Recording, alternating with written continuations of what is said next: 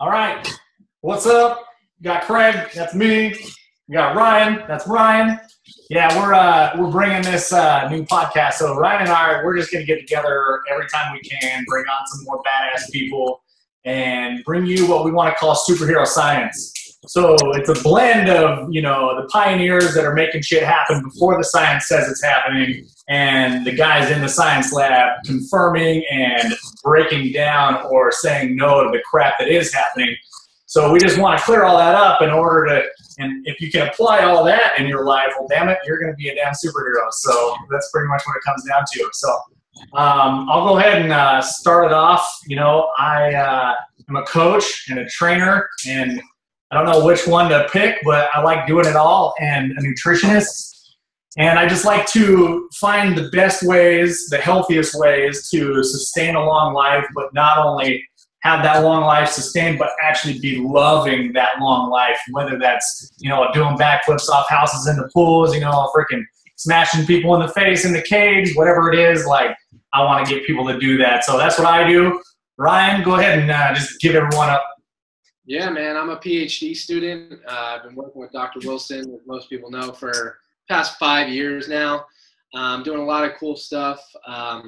Basically, what my goal is to really bridge the gap between science and application. And that's really what our lab focuses on, is bridging that gap.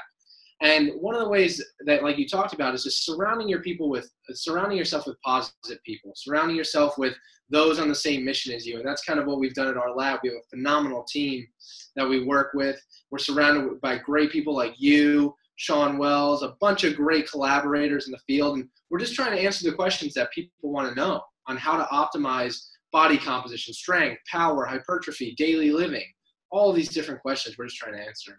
Hell yeah. Yeah, speaking of Sean, we'll have him and Jake on in the future. We're going to do a supplement podcast, like everything you can try to know about supplements, because there's a lot of crap and a lot of great stuff out there. So we'll be able to come across and just hammer that episode. But yeah, so what I did, I put a Q&A on my page, and we got quite a few questions in the range. And we're going to go ahead and try to cover the ones as much as possible. Like, we'll both answer. If he has the same insight that I do, I'm just going to say, hell yeah, what he says. And so we'll try to make this kind of within an hour. If not, we're going to answer the rest later. But yeah, so we'll get cracking right away, and then this is our first one, so there'll probably be a lot of tangents. And so, all right. So, first one comes up with Jacob Bucko. Yes, I've asked this already once, which I actually gave him the link to our podcast that we did earlier. And so he says, Ben Bukolski's statement that keto is not an optimal way for a bodybuilder. So go ahead and I'll let you get that one first. Yeah, so it's a tough question, because what's truly optimal really needs to be determined on an individual basis. Because Craig and I were talking about before, what's optimal for him might not be optimal for me. And what's optimal for that guy might not be optimal for the other guy. And so it really comes down to what's optimal for you. And there's actually studies that have shown that even with traditional resistance training, you have people that respond negatively to resistance training, no responders, moderate responders, and extremely high responders. The same thing goes with nutrition and diets and all these different things. People can respond well to eating Pop-Tarts. People can respond well to keto. What's optimal for each person is going to vary depending upon their own set of what they got going on. If someone like you, I know, for instance, respond extremely well to ketogenic dieting, right? Someone who's extremely insulin sensitive and actually gets benefits from a ton of benefits from eating carbohydrates. They actually get pumps when they eat carbohydrates. They might not do so well on a ketogenic diet. That athlete, that person might not do so well on a ketogenic diet. They might be more beneficial, more optimal on a higher carbohydrate, higher protein diet. So again, what's optimal is going to depend on the person. Our lab has done some studies to show that basically with highly resistance trained athletes, it is possible to make positive adaptations, to make gains on a ketogenic diet. And that's kind of where we're at now. Our lab's really digging into this, because we're the first ones really looking at, can a ketogenic diet be beneficial for resistance trained athletes. And again, it's adding another tool to the toolbox. Can someone add this? Can someone use this technique if they're not responding to other diets, to other regimens? Is this an option? So I guess that kind of is a roundabout way to answer that. Yeah, perfect. And like I said, I mean, we're not here to, convince you to do this or convince you to do that. That's a big one. Like, we're going to say what's optimal for you, what's optimal for you. Like you said, I respond very well to ketogenic diet, and I've been, talking on and off with a guy on Facebook, like, we have ramped up his fats to like 400 or 500 a day and dropped his protein to 100, and he isn't showing the even slightest traces of ketones after like 6 weeks. And so, I referred him over to Jake, and I referred him over to Lewis, who both have a lot more experience with keto than I do, to see what can happen with him. So, but she might be one of those guys who's like, well, damn it, it's not going to ever work. And he's frustrated, and he just says it's the hardest diet he's ever tried. So at that point, yeah, get off that diet. Don't do that. Let's find something that's going to work for you. Now, when Ben trains, when he diets, like, yeah, he uses a lot of carbs, but not all the time. Like, he's usually drinking a lot of peri-workout, so before, during, and after. And so, like, when you're doing it, if he's doing 150, 200 grams, and then, his fat content's ridiculous, his protein content's really high, there's a good chance he's in ketosis quite a bit of times, because he says himself that if he eats a lot of carbs, he'll blow up and he can't get lean. And so he has to be off a fat-adapted system for him to run optimally anyway. So there's a good chance he's in and out of keto. Again, is it optimal to build muscle on that? So far, the studies say you need a lot more carbs to build as much muscle as possible. So if you're getting 300 grams or 300 pounds, 8%, 10% body fat, well then, yeah, carbs are always going to be in your life as far as we know, until, or if anything says otherwise. So that's my opinion on that one.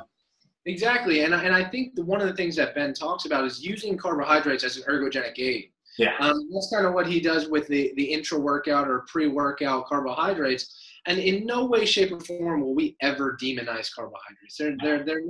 They're never meant to be demonized. I mean, they're an ergogenic aid. They certainly have a ton of benefits. Numerous studies have shown benefits of carbohydrates. We're not negating that, but using them as an ergogenic aid rather than, oh, I'm just going to eat these Skittles because I just want to snack on Skittles is a totally different story. So that's kind of how I think we should approach that for individuals looking to optimize. Absolutely. And it's optimized. I don't think at any point your Skittles is going to be as optimal as a cyclic dextrin that's going to be in your intra-workout shake in terms of, muscle glycogen synthesis and all that great stuff we're shooting for. It's not going to happen with Skittles versus something that's designed for it. Exactly right. Cool. All right, so Jason asks, training frequency and diet. I want to train twice a day, but how do you go about meal timing with 2 training sessions? That's a great question. Great question. First off, training frequency seems to be extremely important. We have a study that we're actually working on publishing this right now that was run out of our lab by John Georges, and we basically looked at training frequency. And basically what we found is the greater, obviously everyone knows, the greater amount of time you're able to train, the greater the adaptation. So 2-a-days basically is extremely beneficial. But everyone goes, oh, well, aren't you going to overtrain? Well, when we talk about 2-a-days, what we're talking about is take your 1-a-day training volume and split that and do half in the morning, half at night. So your training volume might be the same, but now you're hitting it twice rather than just one time. And if you think about it just logically, if you think about the law of practice, Dr. Wilson always talks about the law of practice. If you think about it, if you ever tell a baseball player, hey, take batting practice once a week? Oh, so why are we training legs once a week, right? You have your typical training regimen where you're just training legs once a week. Oh, what happens if you train legs 3, 4, 5 times a week, right? What happens then? And so the adaptations, there's a lot of different adaptations that can be made with increasing your training frequency. So it's a great technique. As far as nutrition is concerned, again, it's just working around, it's programming it. You basically have 2 training sessions now. Obviously, you have your pre, your peri, or your peri if you do peri, or intra, and then your post. Obviously, you're going to manipulate that. You don't want to have a ton with each one. Maybe take what you would normally have pre and post and split that between each one. That's kind of what I would say about that. Yeah, perfect. Yeah, and so I train twice a day is my favorite thing to do in the world. And back to what Ryan was saying is that, you know, if you're going to get something to grow, or if you need something to get better or practice at it, in other words, you're going to do it more often. And a big one is like if someone point a gun to your head and your family's head and says you need to hit 100 squats with 225 or over the course of 3 days, you're going to, you know, I'm going to pace myself in 3 days. Or you're just going to squat. You know what I mean? So it comes down to the point of like, I got my legs to grow a long time ago, and they were my weakest point by training them 3 times a week. But I was stuck to the traditional split of like, oh, you know, legs on Monday or legs on Friday, that's it. Once I switched back over, it was a lot better. But one thing that you're saying is splitting your workout into 2 allows you to put a shitload more intensity into both workouts. Because you're not stuck at 45 minutes. You're not like, oh, shit, I still got half an hour of this left to go. It's now, oh, damn, this is easy. I'm in it, and bam, you're done. And so that's a big thing is don't go over that point. But back to nutrition, I like to do like just coffee and fats in the morning and then train. And then I do some kind of post-workout recovery, like whether it's BCAAs or some hydrolysis is my actual choice right now. No carbs.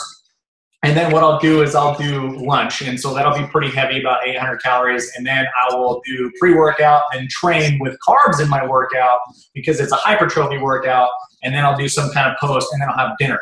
And so that's how I space out my meal timings personally. And I think that's optimal because I don't like to eat before I train for strength because I think it feels like it takes away from it a lot. And I don't like, and I do like to have the carbohydrates for hypertrophy because the pumps are retarded. So, and I'm going for 2 different goals at that point. So what I tell a lot of my clients is your goal isn't to get strong as shit for bicep curls. If you want to get strong, you stick to your basic movements and then you learn how to contract harder against the same weight and then eventually move up when it comes to hypertrophy. And so combining those 2 aspects allows you to get extremely strong, which we all know that a stronger muscle should be a bigger muscle.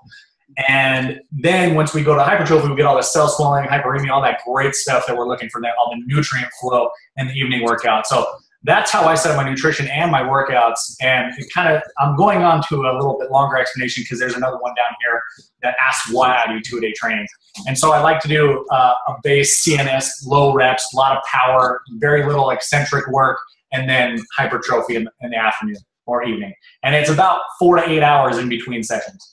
That's awesome. And you bring up a great point, Craig. And the fact of the matter is we talk about resistance training a lot, but sometimes people don't even think about splitting their cardio into 2 sessions. And there's actually some interesting studies where basically if you take, say you're doing HIIT, you're doing really, really high intensity intervals on the Wingates or something, or a bike. And say you're like, you know, well, I was going to do 10 by 30 seconds, which is insane amount of volume. Yeah. Maybe you do 5 30 seconds in the morning, and then you go very low carb or no carb, and then you do them again. You do 5 by 30. You get greater adaptations than if you were feeding carbohydrates in that middle period. Excellent. So there's actually greater mitochondrial biogenesis, which we know is important for fat oxidation. That's fantastic. So that's really, really cool. So maybe not only talking about splitting your resistance training, but splitting your cardio sessions into two and keeping that in-between period kind of lower carbohydrate. Fantastic. That's awesome, Ryan. Yeah, I love that. That's a huge thing because a lot of people, they just try to get it out, or they'll do it right after their workout, or they'll do it before their workout, which is the worst time to do it. And so, yeah, I think which brings an interesting topic up. So I've been experimenting with some females on doing like 4 to 6 prowler pushes. So they end up getting into a version of HIIT before their workout. And then what I find is technically I've released a lot of fatty acids from the prowler. And when women are working out during their workout, they're burning 80-90% fat. And if they're in ketosis, we're looking at all fat. And so I've seen them get a lot longer. I mean, what does that make sense to you if I'm talking about something like that? Yeah. So the only thing that would go counter to that is that's a great point. The only thing that would go counter to that is you don't want to do cardio. Say you're doing prowlers, and then you wouldn't want to train legs. That's like go heavy squats that same day. Like if you're doing prowlers before, and then you're doing like a sick hypertrophy upper body workout, that's completely fine. That's awesome. Perfect. The only time you see impairments and kind of negative adaptation is when you're doing like cardio before, and then you go and try and squat, and then you have competing adaptations that just don't work together.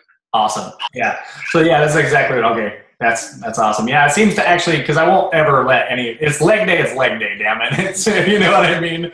I don't want to make anyone else do anything on leg day. Maybe we might finish with some prowler spins just to just flush some blood in there. But other than that, yeah, no, leg day's leg day. I'm not that mean. Awesome. Ketosis and glyconeogenesis or glucose. So Steve loosely asked, go ahead and pop this one out there, baby. Yeah, so this is something we need to look at, honestly. It's a very highly debated topic, and is there a ton of gluconeogenesis that goes on with ketogenesis, and how much, where does it come from? Is it coming from amino acids, or is it coming from other substrates?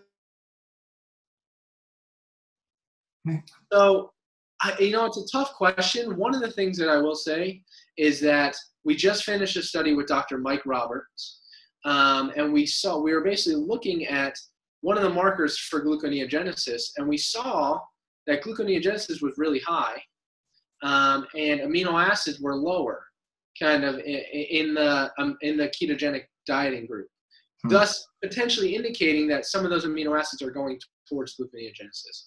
Again, it's preliminary. We need to look at a lot more stuff. But where that gluconeogenesis is clearly happening. It's clearly happening. Where that's coming from is going to be key. And if that really matters, if it's coming from amino acids, it's like, oh, I have lower leucine. And we've always been told that leucine is really important for muscle growth. But I mean, this is open up a whole nother box. But the thought, and based on some preliminary data that we have from Dr. Roberts, is that when you're keto, potentially, that threshold for muscle protein synthesis actually may lower. So you may not need as much leucine to trigger the MPS response. So again, why you need lower protein. Going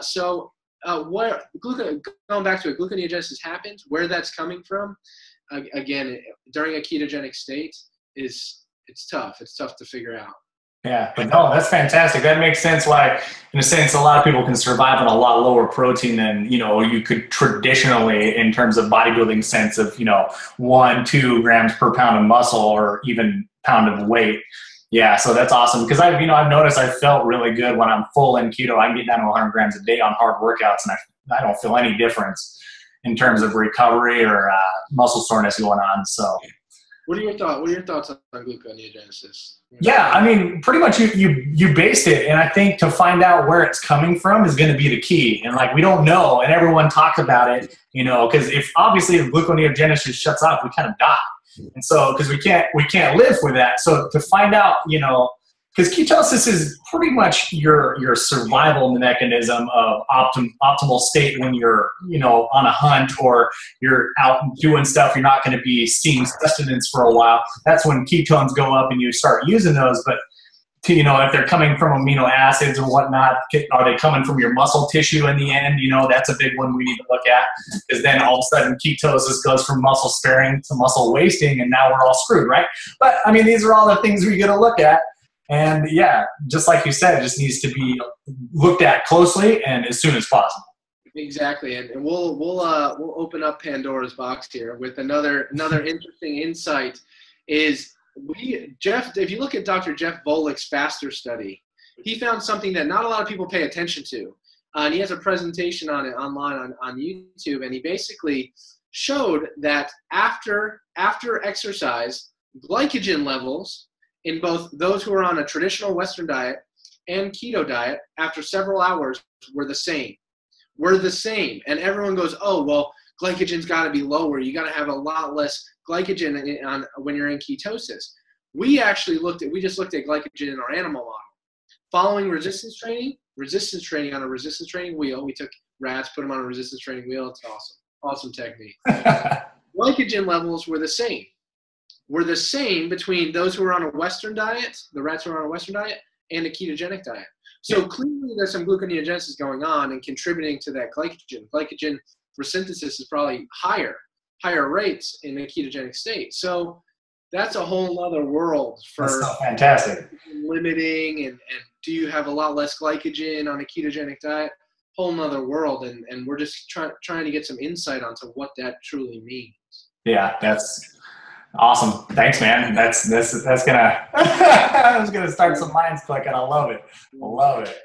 Okay, so a woman's needs and or supplements to build more muscle, specifically in terms of hormones. What supplements and or herbs? What hormones is the female looking to optimize to build muscle and strength? How would this be different than a male? You know, that's a tough question. For females, a lot of it comes down to the same basic principles of how a male would want to kind of gain size and strength and everything like that. You got to realize your body's never gonna go to, oh, I'm gonna lift and I'm gonna get to a manly state. That'll never happen unless you're taking exogenous substances, like illegal exogenous. Yes, yes. So you'll never get that like ridiculous manly look. But doing resistance training with like heavier weights is a phenomenal thing for females, not only for strength and gaining size and kind of doing hypertrophy work like you talked about, but also for preventing osteoporosis, which we know is a lot. As they age, as they get older, they have a lot more chance of osteoporosis. So as far as supplements, I would say the same thing. Optimizing protein intakes at each meal is going to be very important. Having maybe 20 to 30 grams of protein with each meal is going to be extremely important for keeping them strong and healthy. I think that's essential. Yeah, I mean, pretty much what it comes down to is there's not much difference between how a male and female should train. Granted, what I see personally is females come to me with a lot of very slow strength, is what I like to call it. And they look like endurance athletes. It's foot after foot after foot after foot. And if I ask them to explode off the ground, that's not much there. So I immediately shift my focus to power and strength so I get that explosiveness. And when I start getting that, a couple of things happen. They activate more muscle fiber, and so what they're doing is they're burning more calories. So now their workouts are a lot more efficient in terms of losing fat and the potential to gain more muscle.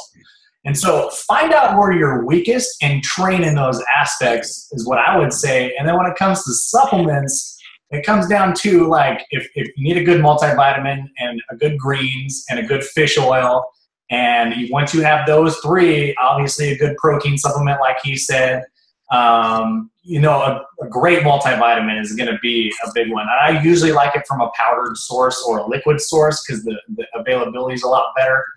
But yeah, your basics are going to be huge. And then like creatine, always take creatine. There's no reason not to. Everyone. I honestly, I talk about this all the time. I've talked about it on the radio, talked about it on a bunch of podcasts, but I honestly believe that creatine should no longer be looked at as a supplement. It should be looked at as a nutrient. That's awesome. Everyone should be supplementing with creatine. The only thing I will say about females is that they should probably do all the guys love the loading approach. Like you take 20 grams for a week, they put on 5 pounds, and they're like, hell yeah, this is awesome. But girls, they take 20 grams for a week, they put on 5 pounds. So they're like, oh my, what just happened? What did I do? I hate this. This is horrible. So for females, maybe starting with like 3 to 5 grams a day, it'll take them longer to load, but still after a month, they'll have it saturated in their cell and just take 3 to 5 grams a day. We're seeing more and more research with creatine is not only with muscle, not only with body composition, with cognition, cognitive performance, and we're actually seeing some effects on insulin sensitivity. It's actually enhancing insulin sensitivity. Yeah. So I mean, it's a fantastic supplement. Yeah, like as you said, 3 to 5 grams. I mean, if you go with so metabolic nutrition carries something called CGP. It's a bonded creatine to a glycerol. And it also has some RALA in there, so you don't actually have to take it with carbs. It kind of shuttles that for you. And so that's a good combo. And I've noticed I've gone up to 30, 40 grams in 2 weeks and haven't had any kind of bloat at all. And so that's another thing too, is I want to just slaughter because it's the most perpetual bullshit thing I can't think about. So I'm holding water. Creatine makes me hold water. Creatine makes fuck no, it doesn't. It does not make you hold water for the life of me. I mean, if you are taking creatine, you have to drink more water.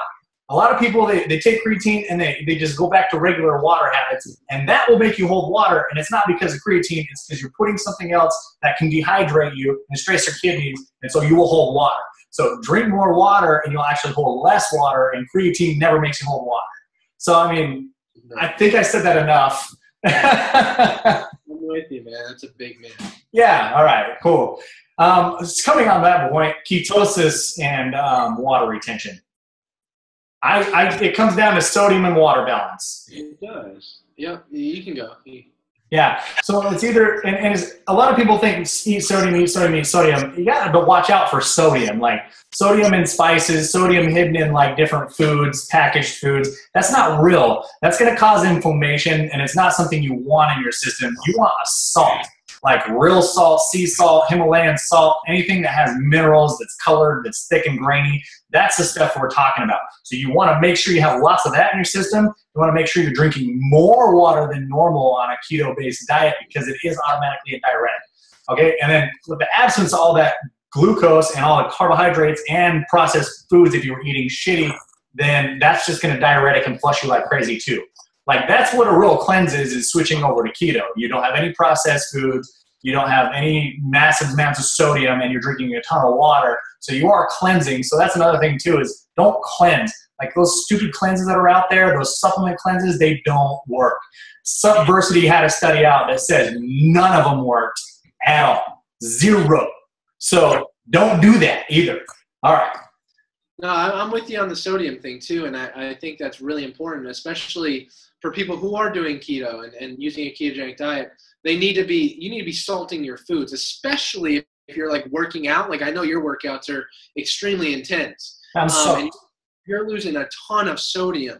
And people, a lot of times you'll get people who will go in and get that keto flu and they'll have headaches and stuff like that. A lot of that can be fixed pretty easily with just adding in some salt. Yeah. Throwing in some salt on their foods, and they're like, wow, this is, and drinking more water. So it's kind of a real quick fix if you're in that state. Really easy. And like you could just literally take a teaspoon, knock it down, chug 36 ounces of water, and you'll probably be hydrated again.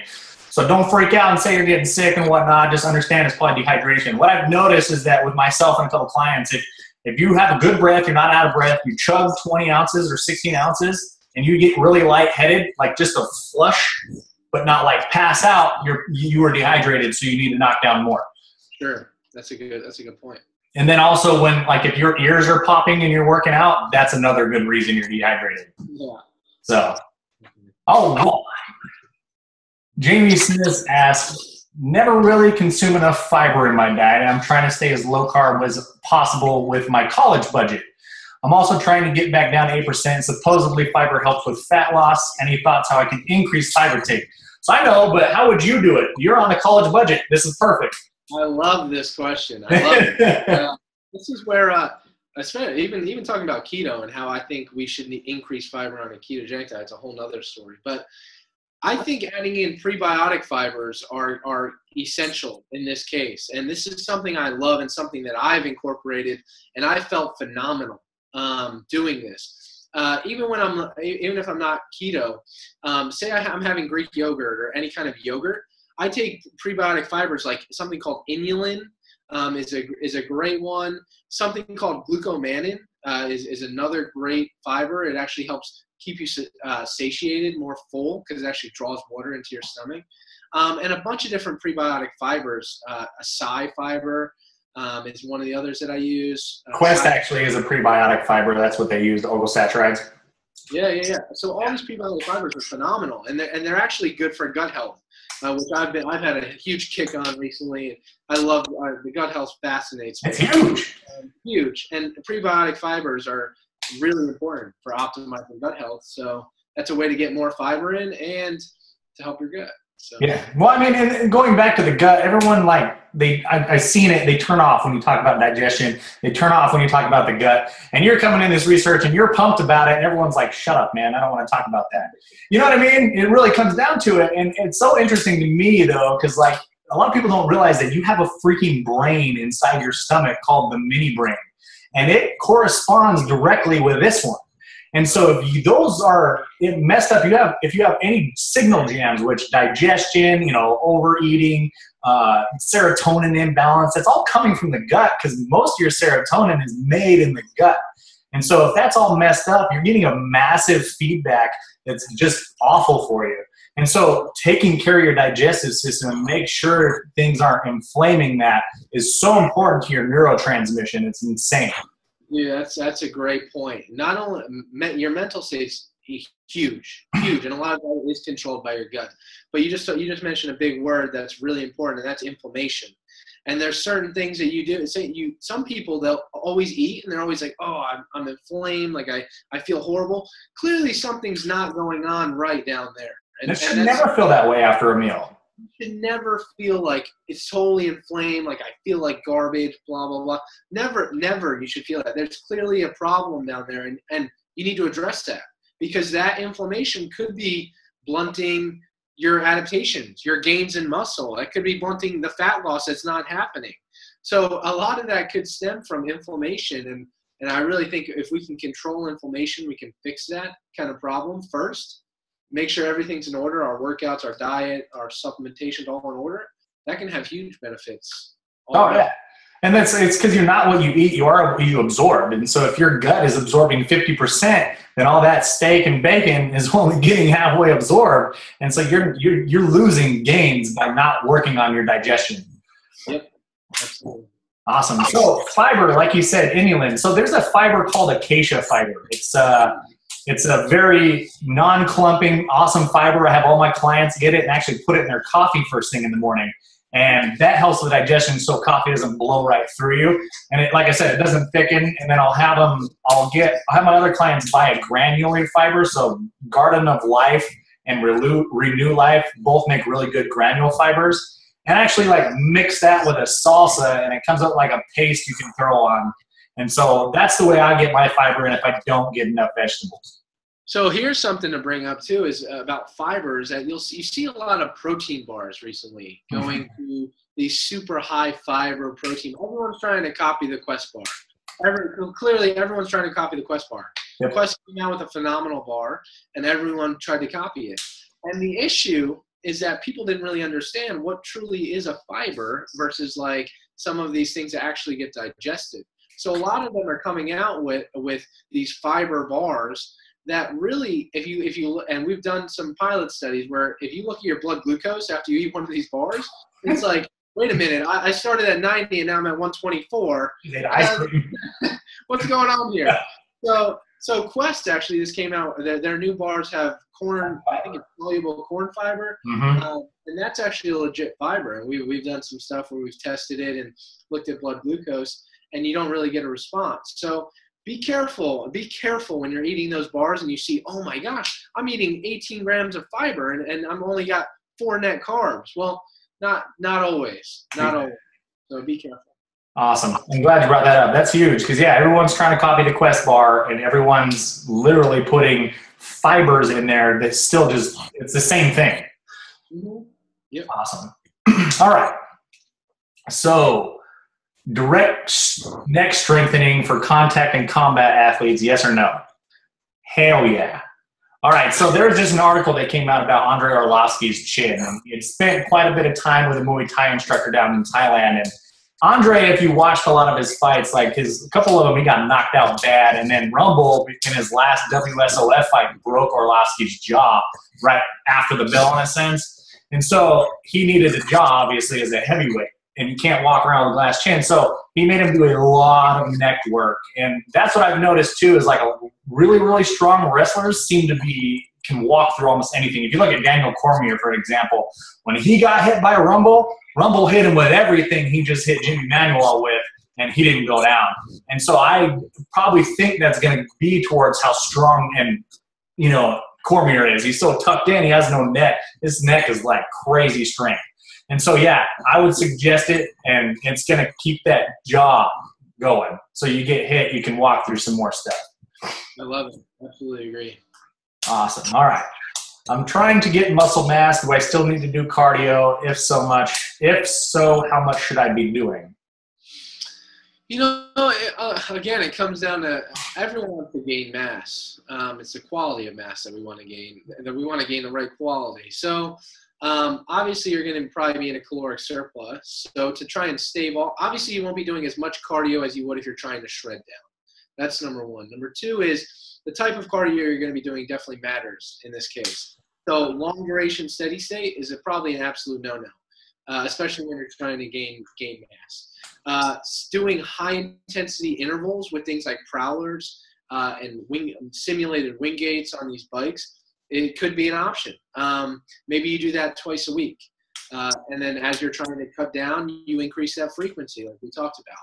Maybe once or twice a week during a bulk just to try and help you gain lean gains per se. And then as you're trying to shred, you're going to obviously increase that frequency. But the type of cardio definitely is going to matter here. Awesome.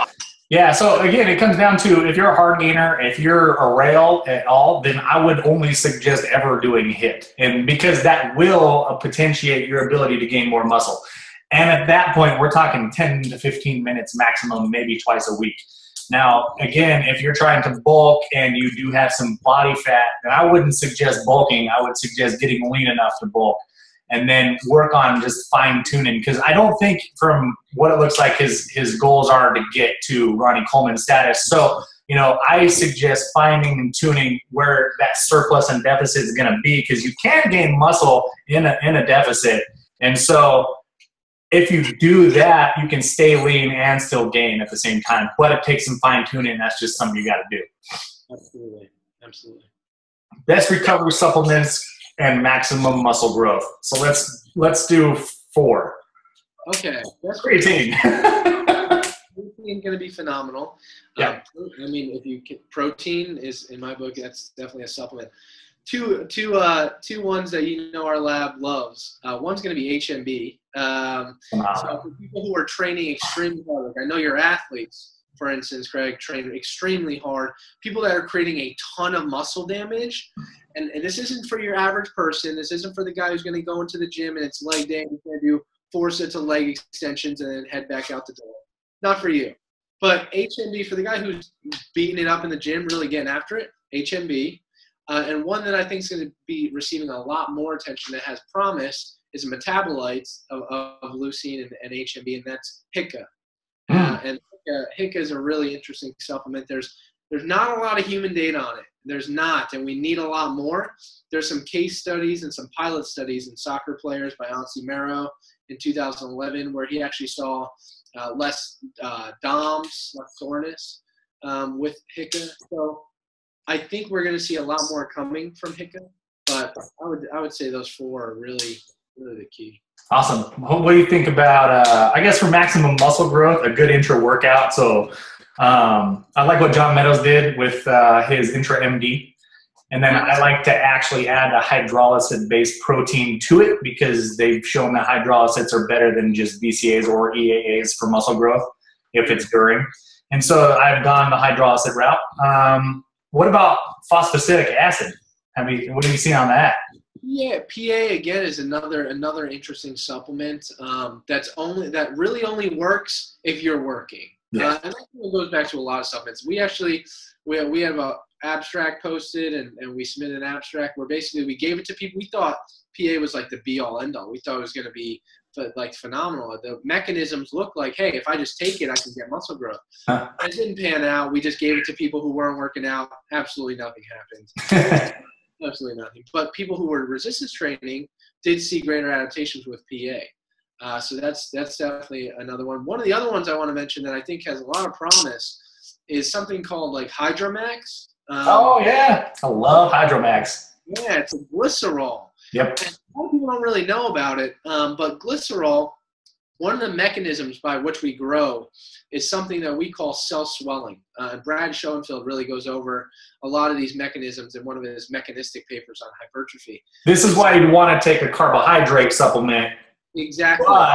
Exactly. So glycerol actually helps draw water into the cell, and it actually expands the cell to a point where your cell basically senses a threat. It's either like, hey, I'm either going to burst I got to grow. And so it triggers like things like mTOR, which protein synthesis, which we know are important for growth.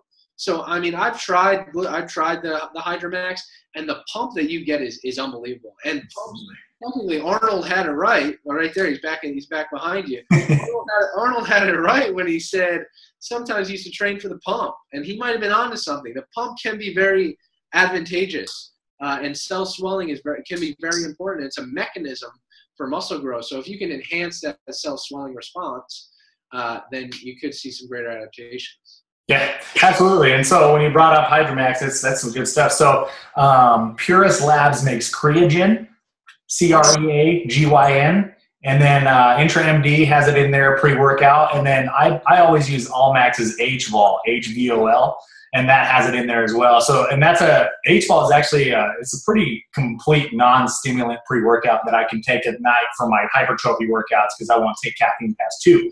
So those 3 supplements are badass and they work really, really well for pump. All right, so.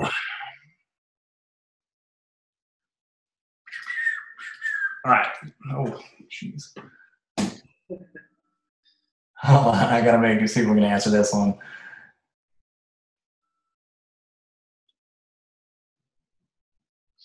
Okay, so that's too big. All right, so we'd love to hear your thoughts on periodization. All right, I'll come out of the first one right now. I like to pride myself on not being a programmer. I like to find guys who are excellent at writing programs. I am a teacher of form and instruction and motivate the shit out of you. So that's why we got guys like Ryan, because they love programming. Yes. So I find guys that want to follow that program and whoop their ass through it. I love it. I love it, man. And periodization is certainly key. I mean, especially for people who are highly resistance trained. For novices, I mean, you can do anything and they're going to make gains. If you've never been to the gym, you can just go in there and start lifting some things and get gains. For people who are more resistance trained and have more experience, periodization becomes key. And one of the new kind of methods that people are looking at, and one guy in our lab, Daniel Hayes and Jacob Rauch, are really interested in this new technique. And Eric Helms out of Auckland University is doing some great work with auto-regulatory periodization. And it's kind of based on the individual. And I think that's where we're going to see periodization kind of go, is how do we auto-regulate our workouts? So if it's like, if I go into the gym and I feel like garbage, but my program says I need to lift heavy, some people try and muscle through that and lift heavy. Well, what if I'm like, you know what, I feel like garbage. I go into the gym and I'm like, well, I have a power day at the end of the week and power isn't as taxing. So why don't I just do my power day today and move my strength to the end of the week, right? They're seeing better gains with that kind of approach. Excellent. And again, that's gonna vary. One of the really cool different methods, going back to what we talked about previously about training frequency, is I want to see some studies on periodizing frequency. So you have maybe 1 week where you're doing 2-a-days and you're doing low volume but high frequency. Then the next week you do moderate frequency, moderate intensity. Then the next week you do low frequency, high intensity. Kind of periodizing frequency would be really neat, really novel, and kind of switching it up. That way you kind of are never adapting to one stimulant. Yeah. So actually, Ben Pekulski, the program that he wrote a while ago called Hypertrophy Max, it was 12 months. And he actually had, so Polikin came in and worked with Vince and Ben and created a twice-a-day program for like 8 of those 12 months. And it does exactly what you're talking about. So, and obviously he swears by that. Like I said, the studies haven't been out to say how good it is. But if you're, 5, 6, 7 years lifting, you need to follow a periodization schedule if you're going to see results. Or you're going to turn into that guy who's reading articles about motivation and how to get results, and you're stuck in a rut. It's just because you haven't followed a program. And a lot of like senior lifters, not old guys, but like guys who've been lifting for a while, they get into that, I know what I'm doing. I'll go ahead and do what I need to do. And I don't need to follow a program. Intuitive lifting is, another word they use, because Jay Cutler came out and got really heavy about that. But Jay Cutler was freaking like 30-year pro, you know what I mean? So he can auto-regulate like a boss. And then, your 6, 7-year guy, you guys need to follow a program. And that's why, I'll look with, what Jake and Ryan are doing. I'll look what Ben's doing, make sure that I'm following their program so I see my best results. So that's how I train personally. I don't like to write my own programs for sure. Yeah, and one of the things to keep in mind as well is even when you're changing your program, say you're doing like, all right, well, I'm going to do 8 to 12 reps and then I'm going to do like heavier. The one thing you want to keep in mind too is you need to also periodize the exercise. So you need to, if you're going into the gym and you're like, all right, it's chest day, and you go in and the first thing you do is go under the barbell and start benching, I mean, you need to vary that as well, because periodization is program variation. That's what the definition is. So you need to vary the exercises as well. And Dr. DeSouza and Dr. Wilson were the first ones to really look at a study where they basically had people do the same exercises or the same exercise for each body part versus people who, rather than just go do regular bench, they did one set of bench, then they might have did one set of dumbbell incline bench, then they might have did some flies, and they actually saw greater adaptations in greater hypertrophy for those who varied exercise as well. So it's just as important to vary exercises as it is to periodize your entire workout. Phenomenal point. That's phenomenal. And that helps also with mental fatigue on that program. So you're not getting so bored as well. Exactly. And again, more intensity. That's what we want all day. More intensity until your face falls off and you can't do anymore. All right. Oh, this will be a fun one. So I'm thinking we're almost at an hour. We still got half our questions left. We're going to handle this one. It's going to be a long one, and I think you and I both have a lot to say about it. All right, so this is an off question, but it's really not. Heidi Campbell asks, I would like to hear your thoughts on bad trainers, what makes them bad, how bad trainers can still be a huge following, so you can have a huge following, what the rest of us can do to protect the title. By protect the title, I mean, what can we do to keep the title of being a trainer prep coach respectable in the eyes of the public who had nothing but bad experience with bad coaches? So this goes to, I want to say teachers too, because I mean, you have your people that literally shut people off in terms of them wanting to educate about something they may have been passionate about. Oh man. So we'll tackle this in phases. What makes them bad? I think what makes them bad is they stop learning. That's the big one.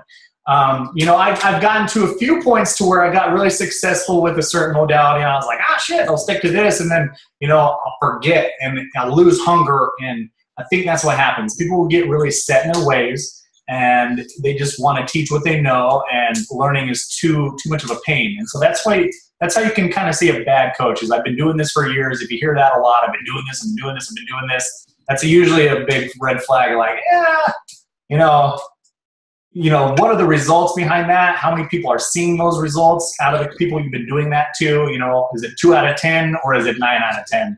And so at that point, you'll see if it's a bad coach or not. A second one is if you look at their Instagram and Facebook and all you see is before and afters. If you see nothing but transformations of them 12 weeks and then on a stage and that's it, that's probably a big, big sign they have no idea what the hell they're doing, because I'll refer back to like one of Mark Cole's podcasts.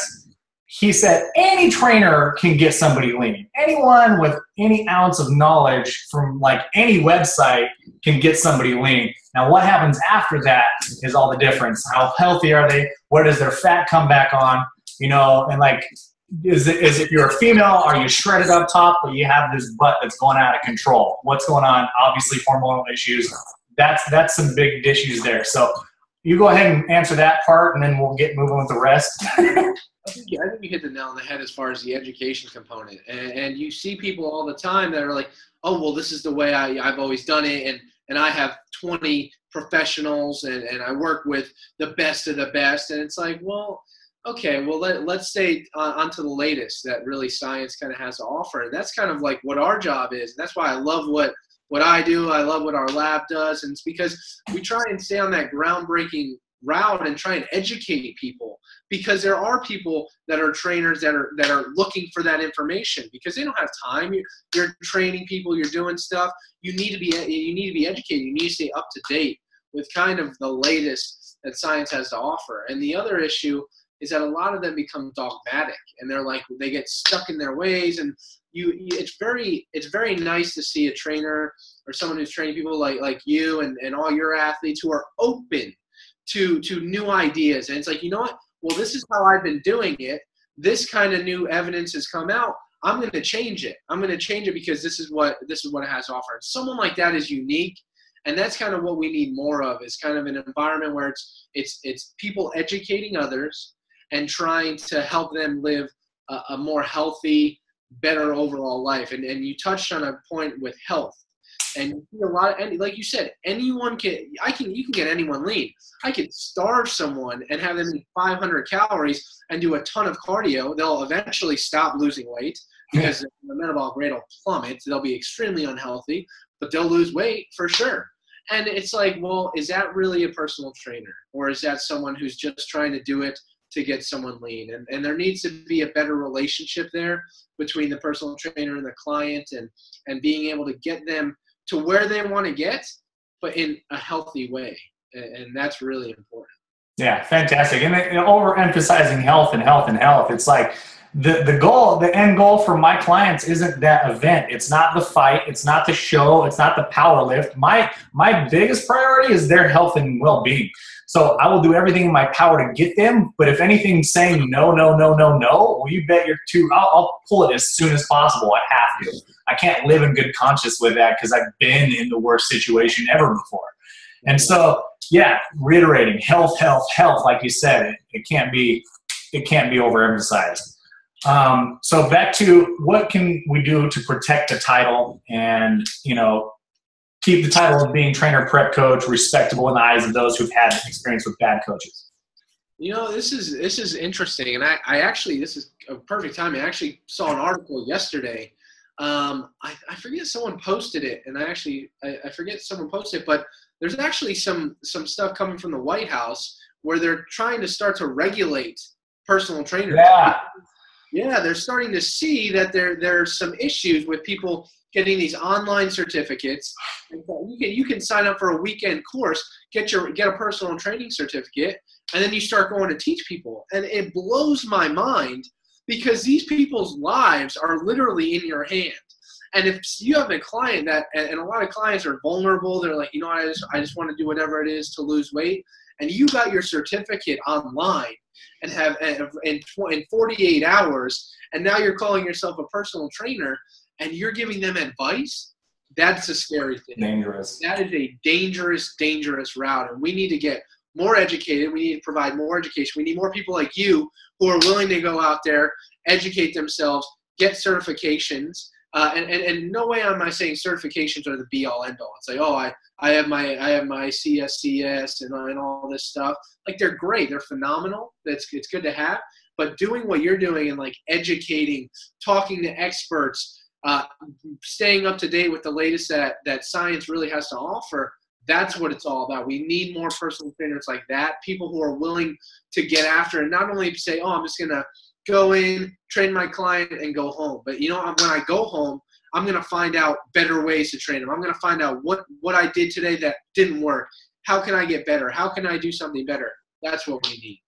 Yeah. And so going to that, like what I've noticed is that with CrossFit, actually, so the spotlight on CrossFit coaching was so horrific that it did a wonderful thing for us. And like a lot of people are anti-CrossFit. I don't think I'm anti-anything anymore. And the fact that CrossFit revolutionized how fitness is looked at now. And so they had that big, coaches were under scrutiny. It's 2 days. Are you kidding me? You're teaching them Olympic lifts. That got everywhere. And so now in terms of protecting the title, like Ryan said, just keep educating. Like, that's why he's doing this stuff over here. I'm doing this stuff over here. It's just like we have to learn and we have to share. If you keep doing that in the right circles, in a sense, don't take a side. Let the person that's being a dumb coach be a dumb coach. Because with how scrutinized it's getting, like you said, White House is coming out, then you will eventually rise to the top and that person will eventually fall off, because you can see the people who are in it to make a buck and that are in it just to win it. And you can see the ones that are really love it and they're really passionate about it, because they're the ones making forward progress. And the old mentality of learn it and then grind it to the freaking stone of death is over. You have to be reinventing yourself every 3 to 6 months. And if you don't, you're naturally going to weed yourself out. So I don't think there's anything you have to go out there like vigilante style and beat down bad trainers, even though it's what we all want to do. You don't have to. All right, there's a piece of it inside that, reach out to that person. If it's a younger trainer, get in their ear, just be of assistance. Don't come off of this like, you need to do this, you need to do this. Come off as like, hey, that's good. Try this and make it better. Don't ever come across as you're not doing this right. Just compliment and then emphasize, hey, this is a little better. And at that point, I've never ran into a person who's like, turn around and just gave me a demon look. I've never had that bad response to that. So I think that's what, you know, I would choose to do. And again, just let the ones weed themselves out. It'll happen. Oh, I love it, man. I love it. And what you said just then is, as a personal trainer and you're working with clients, it's your job too to go up there and help educate that other personal trainer who's maybe not doing it right. And you do it in an appropriate way, like you said, because you know what? Not only are you helping that personal trainer, you're helping all their clients. So now it's like, well, you go back to what's your why, and why are you a personal trainer in the first place? If you're in it to make money, then you're in the wrong field. You need to go do something else. Yeah. But if you're to help people and really help them, then doing something as small as that, and say, hey, you know what? That's a neat technique, but here's actually something that may work better. Maybe try implementing this with some of your clients. And they implement it, and their clients get better health and better fitness, and they look better, and they're more happy with themselves. That's kind of goes back to your why. You're helping more people than you can ever imagine. Yeah. And that's where it all begins and where it needs to go. Hell yeah. And we'll end on that. That was fantastic, Ryan. I love it, man. All right, brother. Well, that's the first episode of Superhero Science. That's part 1 of the 34-part question. We got to half of them. All right. So we will resume, and that's it. Peace out, homie. See you, brother.